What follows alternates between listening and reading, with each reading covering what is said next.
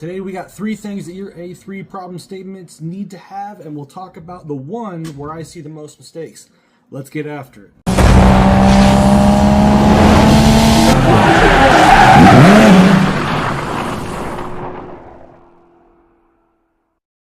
Hey YouTube, welcome back. We're going to continue the theme of problem solving, and if you didn't see my last video on the 5 whys, be sure to click the link here to give that a watch. Over the course of the coming weeks, I'll be building out a playlist of videos on how to complete an A3. Today, we start from the top of the problem statement, and the 3 things you need to ensure are always included. Number 1, data. The most important aspect of any problem-solving exercise is adequate and meaningful data. When we review the problem that you're trying to solve, what indicator prompted that review? This is usually either going to be an event or a metric. Metrics are pretty self-explanatory. When you're going to dig into things like gross margin performance, on-time delivery, inventory turns, you would just look to include the data for those metrics. I'll throw an example of what that might look like on the screen, probably down here. For events, we look at moments in time that prompted the review. If we use the example from the 5 whys where the forklift operator hit his head, the problem is simply the operator hit his head. But we need data to support that this is actually a problem. Again, I'll throw an example on the screen of what that may look like. In the example, the goal is noted to be 0 head injuries. So we're missing the goal. This means we actually have a problem. If the goal was less than 5, then we may treat this as a one-off and not an actual problem because we're actually achieving the goal. Number 2, simplicity. Oftentimes, A3s are reviewed and presented to upper management as a part of an approval process in change management. This can be very intimidating. We want to impress. This could lead to something bigger. I could get promoted. Is this going to go on my resume? What will my boss think? What will his boss think? What will my mom think? Anyways, we write the problem statement and pull out a thesaurus and add 4,000 data points that we splice into 4 different statistical analyses to make it seem like we're super smart. Stop it. Executives see right through this, and they're not impressed by your vocabulary or your math. Explain the problem in a way that an 8-year-old can understand it in 3 or 4 sentences. Number 3, clarity. This is where I see the most mistakes in A3s. Your problem statements need to be very clear. The reader should not be guessing what it is that you're trying to solve.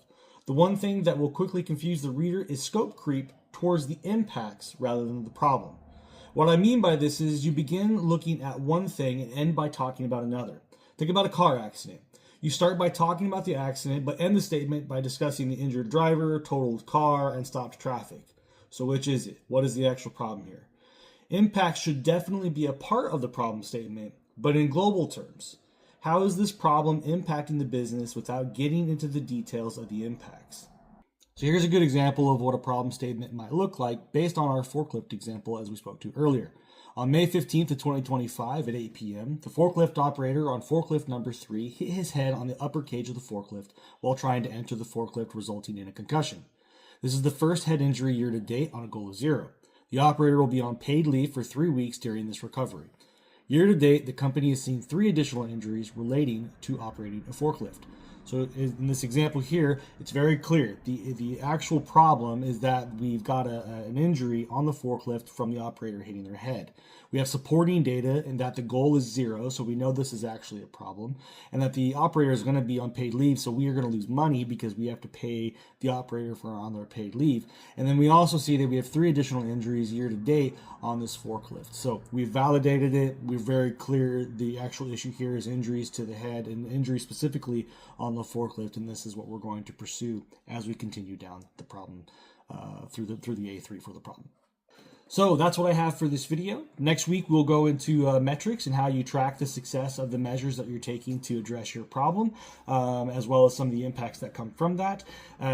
One thing to note is that A3s all look a little different. If you go on Google, you can literally find hundreds, if not thousands, of A3 templates on Google. I'll provide mine in the description if you'd like to use that. Again, they all look a little different. The general problem statement is usually going to be made up of background of the problem itself, as well as the current state and what it currently looks like today. So yeah, if you want to use that, go ahead and click that link below. Otherwise, I will see you all next time. Thanks for stopping by. Please subscribe, like, share, tweet, whatever it is that you want to do with the video. Appreciate you all being here, and I'll see you in the next one. Bye.